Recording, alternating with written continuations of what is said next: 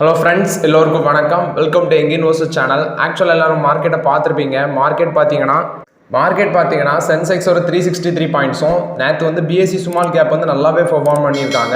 ஆக்சுவலாக எஃப்ஐஎஸ் வந்து எவ்வளோ விற்றுருக்காங்கன்னா 522 கோடிக்கு எஃப்ஐஎஸ் விற்றுருக்காங்க. டிஐஎஸ் வந்து 1208 கோடிக்கு டிஐஎஸ் வாங்கியிருக்காங்க. எஃப்ஐஎஸ் விற்றுருக்காங்க, டிஐஎஸ் வாங்கியிருக்காங்க. இது வந்து நேற்றுல மார்க்கெட் அப்டேட்ஸு. இன்றைக்கி நிறைய நியூஸ் வந்துருக்கு, குறிப்பாட்டு இந்த பவர் செக்டார் அதிலெல்லாம் அதிகமாட்டு நியூஸ் வந்துருக்கு. ஸோ அதை தான் டீட்டெயில்ஸாக பார்க்க போகிறோம். ஃபஸ்ட்டு பார்த்தீங்கன்னா பேனாசானிக்கும் நெக்ஸ்ட் இந்த இந்தியன் ஆயில் கார்பரேஷன் லிமிட்டடை வந்து ஜேவி வைக்கிறாங்க. எதுக்குன்னு பார்த்தீங்கன்னா இந்த பார்ட்னர்ஷிப் மூலமாட்டி இவங்க 2 பேரும் சேர்ந்து சிலிண்ட்ரிக்கல் லித்தியம் அயன் பேட்டரிஸ் வந்து தயாரிக்க போகிறாங்க அப்படின்னு சொல்கிறாங்க. ஆக்சுவலாக 2 வீலர்ஸ் 3 வீலர்ஸ்க்கெல்லாம் அந்த பேட்டரி டிமாண்ட் இருக்கிறதுனால எக்ஸ்பெஷலாக 2 வீலர் 3 வீலருக்கு தான் இவங்க பேட்டரி தயாரிக்க போகிறாங்க. நெக்ஸ்ட் வந்து எனர்ஜி ஸ்டோரேஜ் சிஸ்டம் அமைக்க போகிறாங்க அப்படின்னு சொல்லியிருக்காங்க. இது வந்து பேனாசானிக்கும் இந்தியன் ஆயில் கார்பரேஷனும் சிலிண்ட்ரிக்கல் லித்தியம் அயன் பேட்டரிஸ் வந்து தயாரிக்க போகிறாங்க அப்படிங்கிற அப்டேட் கொடுத்துருக்காங்க. ஸோ இது வந்து இந்தியன் ஆயில் கார்பரேஷனை பொறுத்தவரைக்கும் ஒரு பாசிட்டிவ் அப்டேட்டை தான் பார்க்கப்படுது. ஸோ இவங்க 2 பேருமே ஒரு பார்ட்னர்ஷிப் சைன் பண்ணி இதை தயாரிக்க போகிறாங்க அப்படிங்கிற அப்டேட் கொடுத்துருக்காங்க இந்தியன் ஆயில் கார்பரேஷன் அண்ட் பேனாசானிக்கு. என்டிபிசி கிட்ட வந்து அப்டேட்டு. என்டிபிசி பார்த்தீங்கன்னா அவங்களோட one of the project 220 megawatt Barauni stage 1 ப்ராஜெக்டை பெர்மனண்டாக க்ளோஸ் பண்ணியிருக்காங்க. என்டிபிசி அப்டேட் கொடுத்துருக்காங்க. ஸோ இது வந்து Barauni thermal power station stage 1 220 megawatt ப்ராஜெக்டை வந்து பெர்மனண்டாக க்ளோஸ் பண்ணியிருக்காங்க அப்படின்னு சொல்லியிருக்காங்க. ஸோ இது என்டிபிசியை பொறுத்தவரைக்கும் அப்டேட்டு. மாருதி சுசுகியை பொறுத்தவரைக்கும் அப்டேட்டு. மாருதி சுசுகி பார்த்தீங்கன்னா ஒரு 10% ரைஸ் காமிச்சிருக்காங்க. அவங்களோட டோட்டல் சேல்ஸில் 1,87,796 யூனிட்ஸ் விற்றுருக்காங்க மார்ச்சில். சேம் மந்த் லாஸ்ட் இயரில் பார்த்தீங்கன்னா 1,70,071 யூனிட்ஸ் தான் விற்றுருக்காங்க. ஸோ அவங்க ஒரு ஆனுவல் டோட்டல் சேல்ஸ் மைல்ஸ்டோனை ரீச் பண்ணியிருக்காங்க. 20 லட்சம் வாகனங்கள் மேலே சேல் பண்ணியிருக்காங்க. ஸோ அவங்களோட டொமஸ்டிக் சேல் பார்த்தீங்கன்னா 17,93,644 யூனிட்ஸாக இருக்குது. எக்ஸ்போர்ட் பார்த்தீங்கன்னா 2,83,067 யூனிட்ஸாக இருக்குது. இது மாருதி சுசுகி கொடுத்த அப்டேட்டு. அவங்களோட பர்சஞ்சர்ஸ் வெஹிக்கிள் சேல்ஸ் பார்த்தீங்கன்னா டொமஸ்டிக் மார்க்கெட்டில் 1,52,718 யூனிட்ஸு. லாஸ்ட் மந்த் கம்பேர் பண்ணி பார்த்தீங்கன்னா 1,32,763 யூனிட்ஸு. ஸோ 15% இன்க்ரீஸ் ஆயிருக்கு. கிட்டத்தட்ட 20,000 யூனிட்ஸ் வந்து அதிகமாக தான் விற்றுருக்காங்க. நெக்ஸ்ட் மாருதி சுசுகிட்ட வந்து முக்கியமான அப்டேட்டு. நிதியாண்டு 23-24 அவங்களோட டோட்டல் சேல்ஸ் பார்த்தீங்கன்னா 21,35,323 யூனிட்ஸாக இருக்குது. சேம் அது பேக் இயரில் பார்த்தீங்கன்னா 2022 2023 அந்த காலகட்டத்தில் பார்த்தீங்கன்னா 19,66,164 யூனிட் சேல் பண்ணியிருக்காங்க. ஸோ அதை கம்பேர் பண்ணும்போது 8.6% இன்க்ரீஸ் ஆயிருக்கு. அவங்களோட டோட்டல் டொமஸ்டிக் பர்சஞ்சர் வெஹிக்கிள் சேல்ஸ் பார்த்தீங்கன்னா நிதியாண்டு 24 17,59,881 யூனிட்ஸாக இருக்குது. சேம் லாஸ்ட் இயரில் பார்த்தீங்கன்னா FY23 16,06,870 யூனிட்ஸாக இருக்குது. இதை கம்பேர் பண்ணி பார்த்தீங்கன்னா 9.52% இருக்குது. அவங்களோட எக்ஸ்போர்ட் பார்த்தீங்கன்னா நிதியாண்டு 24 2,83,067 யூனிட்ஸாக இருக்குது. நிதியாண்டு 23 பார்த்தீங்கன்னா 2,59,333 யூனிட்ஸாக இருக்குது. ஸோ அதை கம்பேர் பண்ணும்போது 9.15% இன்க்ரீஸ் ஆயிருக்கு. இது மாருதி சுசுகியை பொறுத்தவரைக்கும் அப்டேட்டு.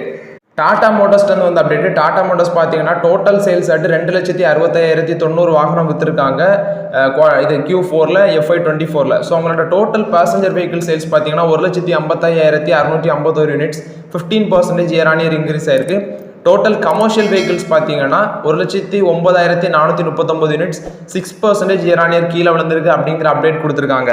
நெக்ஸ்ட் டாடா டெக்னாலஜிஸில் வந்து அப்டேட். இவங்க பார்த்தீங்கன்னா ஒரு ஜாயின்ட் வெஞ்சூரில் வராங்க. யார் கூடனா BMW குரூப் கூட தான் ஜாயின்ட் வெஞ்சூர். இது வந்து குளோபல் ரிக்யூப்மெண்ட் அந்த பர்பஸுக்காக அப்படின்னு சொல்கிறாங்க.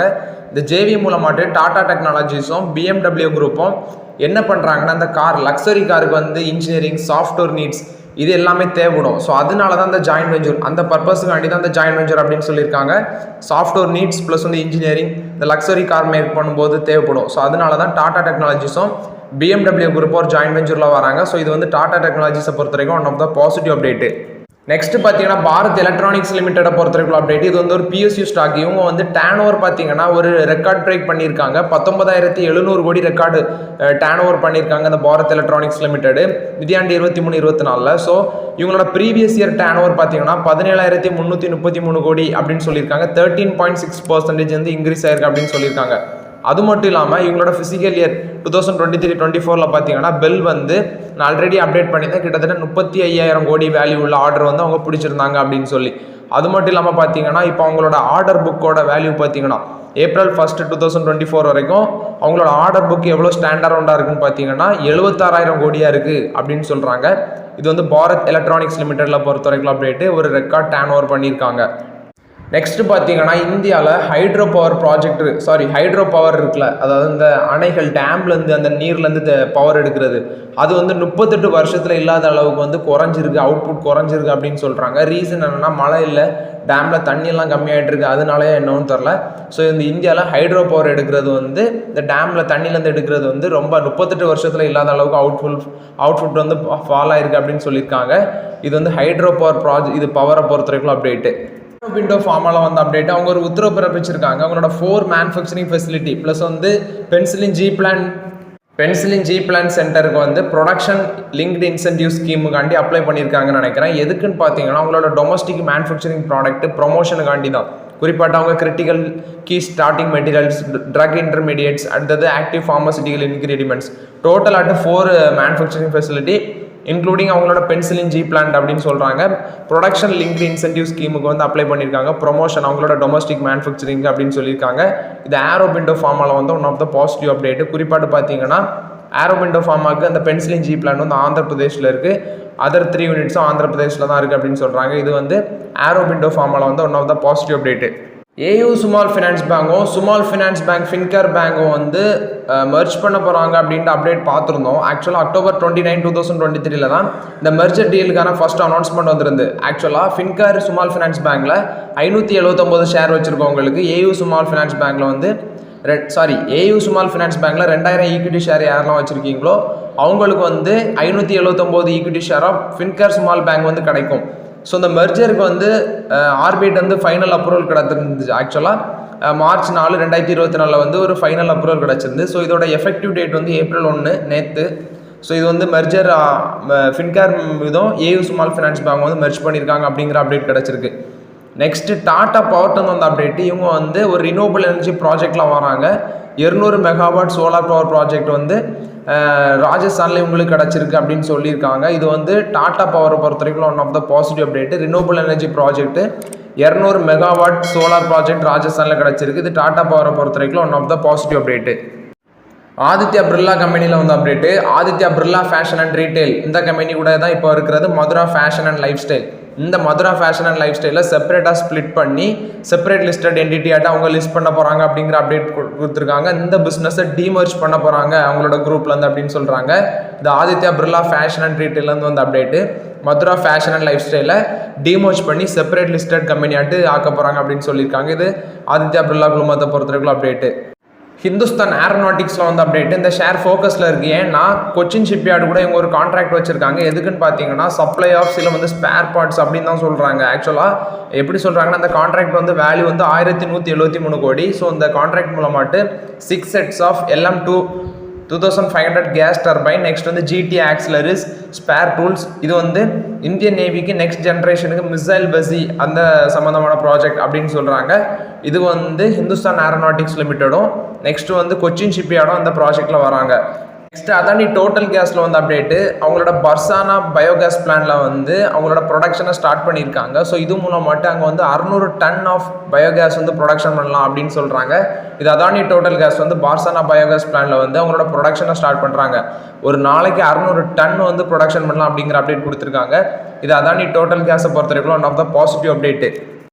முத்தூட் ஃபைனான்ஸில் வந்து அப்டேட்டு. இவங்க வந்து most trusted financial service brand, அதாவது தொடர்ச்சியாட்டு 8வது வருஷம் இவங்களுக்கு அந்த அவார்ட் கிடச்சிருக்கு. TRA பிராண்ட் ட்ரஸ்ட் ரிப்போர்ட் அவங்கள்ட்ட வந்து தான் கிடச்சிருக்கு. குறிப்பாட்டு பார்த்தீங்கன்னா முத்தூட் ஃபினான்ஸ் வந்து இந்தியாவில் நான் பேங்கிங் ஃபினான்ஷியல் கம்பெனி. தொடர்ந்து 8வது வருஷம் இதை எப்படி இவங்க வாங்கினாங்க?